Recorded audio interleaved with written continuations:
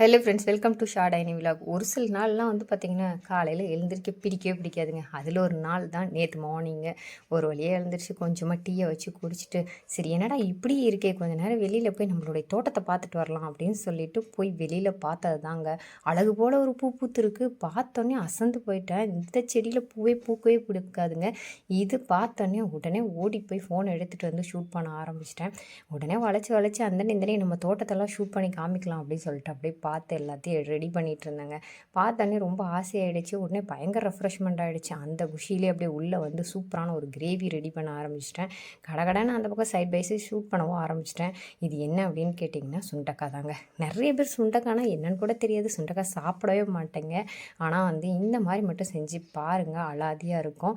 நிறைய பேர் சுண்டக்காய் கட் பண்ண கஷ்டப்பட்டுக்கிட்டே வந்து சுண்டக்காய் வந்து செய்யவே மாட்டாங்க. அதுக்கு இந்த மாதிரி சுண்டைக்காயை அப்படியே எடுத்து இடிக்கல்லில் போட்டு இடின்னு இடிச்சிட்டு உள்ளே போட்டிங்கன்னு வச்சுங்களேன், தண்ணிக்குள்ளே தான் போடணும், இல்லைனா காரல் தன்மை ஆயிரும், சுத்தமாக நல்லா இருக்காது. அதனால் இந்த மாதிரி இடித்து சேர்த்திட்டிங்கன்னா சீக்கிரமாக வேலை முடிஞ்சிடும். ஆனால் ஒன்று ஒன்றா எடுத்து என்றைக்கிங்க கட் பண்ண முடியாது இல்லையா? ஐயோ இதுக்கு சின்ன வெங்காயம் வேணுமே அப்படின்னு யோசிச்சுட்டு இருக்கும்போதே நமக்கு கிடைச்ச ஒரே ஒரு ஆயுதம் வேறு யார், நம்ம அம்மா தான். அழகு போல் ஒழிச்சு வச்சுருந்தாங்க. சரி ஓகே, ஓடி போய் அந்த சின்ன வெங்காயத்தையும் பூண்டு எல்லாத்தையும் வாங்கிட்டு வந்துட்டு கூடயே ஒரு பெரிய வெங்காயம் போட்டேங்க. நிறைய சின்ன வெங்காயம் போடுற அளவுக்கு சூப்பராக இருக்கும் டேஸ்ட்டு. இதுக்குன்னு கிடையாது, புளிக்குழம்பு வச்சிங்கன்னா எதுக்காக இருந்தாலும் சின்ன வெங்காயம் பூண்டு போட்டு பாருங்கள். அதுக்கப்புறம் அந்த குழம்பு வச்சு சாப்பிடுவீங்க.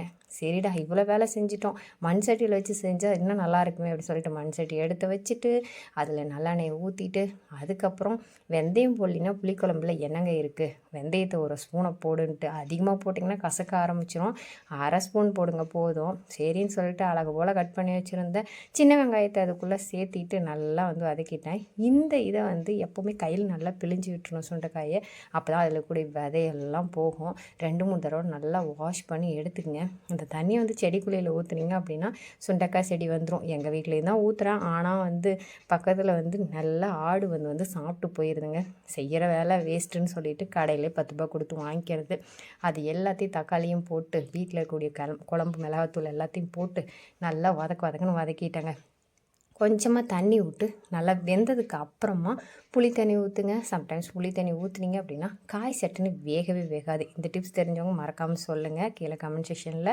அடுத்து வந்து பார்த்திங்கன்னு வச்சுங்க, கொஞ்சமாக தேங்காய் அரைச்சி ஊற்றினா தான் நம்ம வீட்டு கட்டுப்படியாகும். சரின்னு சொல்லிட்டு தேங்காய் அரைச்சி அதில் ஊற்றி ஒரு கொதி வந்து இறக்கணுன்னு சூப்பரான சுண்டக்காய் கிரேவி ரெடி ஆகிடுச்சு. கண்டிப்பாக ட்ரை பண்ணி பாருங்கள். சோம்பேறியாக இருந்த என்ன தோட்டம் எப்படி மாற்றிடுச்சின்னு பார்த்தீங்களா? நீங்களும் உங்கள் வீட்டில் சின்ன சின்ன செடிகளை வளருங்க. இன்னொரு சூப்பரான வீடியோவில் சந்திக்கிறேன். தேங்க்ஸ் ஃபார் வாட்சிங்.